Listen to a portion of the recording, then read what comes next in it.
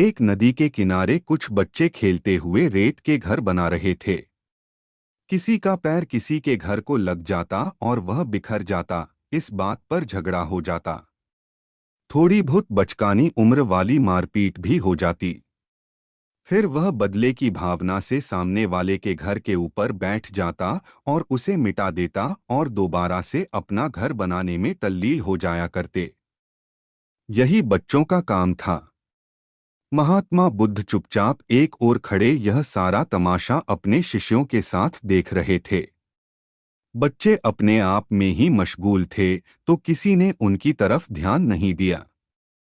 इतने में एक महिला ने आकर बच्चों से कहा, सांझ हो गई है, तुम सबकी माताएं तुम्हारा रास्ता देख रही हैं।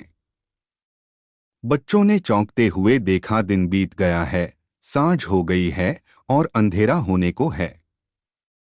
इसके बाद वे अपने ही बनाए घरों पर उछले कूदे।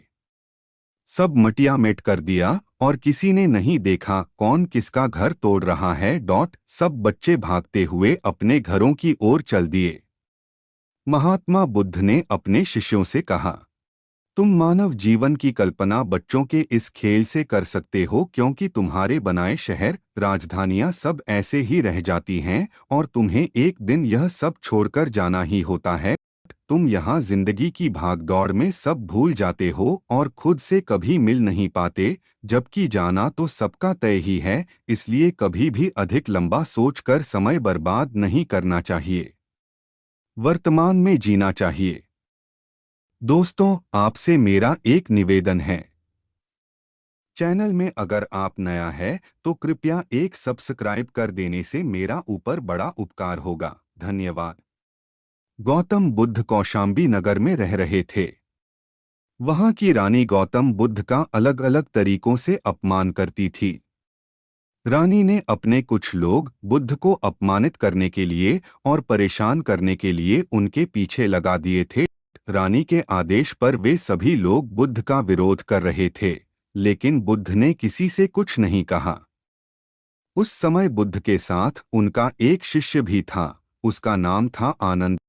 आनंद ने बुद्ध से कहा, मैं लगातार देख रहा हूं कि ये लोग जानबूझकर हमारा अपमान कर रहे हैं।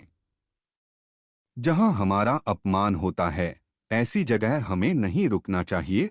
बुद्ध ने आनंद से पूछा, हम कहाँ जाएंगे? आनंद ने कहा, किसी और जगह चले जाएंगे जहां ऐसे लोग ना हो। बुद्ध बोले, अगर वहां भी ऐसी ही परेशानियां बनी तो फिर कहाँ जाएंगे? और हम कब तक भागते रहेंगे? अपमान भी एक समस्या है। हम अहिंसा, धैर्य के साथ विनम्रता और शालीनता से ऐसे लोगों का सामना करेंगे। बुद्ध की सीख, परेशानियां हर जगह हैं, हम परेशानियों से बच नहीं सकते। इसीलिए समस्या चाहे कैसी भी हो, हमें उसका सामना करना चाहिए। गौतम बुद्ध का एक खास शिष्य धम्माराम आश्रम में अपना काम करता और काम पूरा होने के बाद वह एकांत में चला जाता था। वह किसी से ज्यादा बातचीत भी नहीं करता था।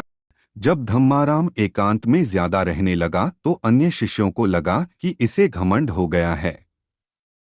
शिष्यों ने बुद्ध से धम्माराम की शिकायतें करनी शुरू कर दी। एक दिन बुद्ध ने धम्माराम से सभी शिष्यों के सामने पूछा, तुम ऐसा क्यों करते हो? धम्माराम बोला, आपने कहा है कि कुछ दिनों में आप ये संसार छोड़ देंगे, तो मैंने ये विचार किया है कि जब आप चले जाएंगे तो हमारे पास सीखने के लिए क्या रहेगा। इसीलिए मैंने ये तय किया कि मैं एकांत और मौन को समझ लूं, ठीक से सीख लूं। ये दो काम आपके जीते जी मैं करना चाहता हूँ। बुद्ध ने अन्य शिष्यों से कहा, तुम सभी ने देखा कुछ और समझा कुछ। तुम्हारी आदत है कि तुम दूसरों की बुराई करते हो। इसीलिए तुम सभी ने धम्माराम की अच्छी बात को भी गलत रूप में लिया। बुद्ध की सीख, हमें किसी व्यक्ति को ठीक से जाने बिना उसके बारे में कोई राय नहीं बनानी चाहिए। एक दिन बुद्ध के शिष्य आनंद ने पूछा, आप प्रवचन देते समय ऊंचे स्थान पर बैठते हैं और सुनने वाले नीचे बैठते हैं, ऐसा क्यों? बुद्ध ने आनंद से कहा, एक बात बताओ, क्या तुमने कभी किसी झरने से पानी पिया है? आनंद बोला, हाँ, मैंने झरने से पानी पिया है।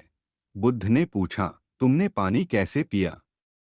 आनंद ने कहा, झरना ऊपर से बह रहा था, मैं झरने के नीचे खड़ा हो गया और पानी पी लिया। बुद्ध बोले, अगर झरने से पानी पीना है तो नीचे ही खड़े होना पड़ेगा।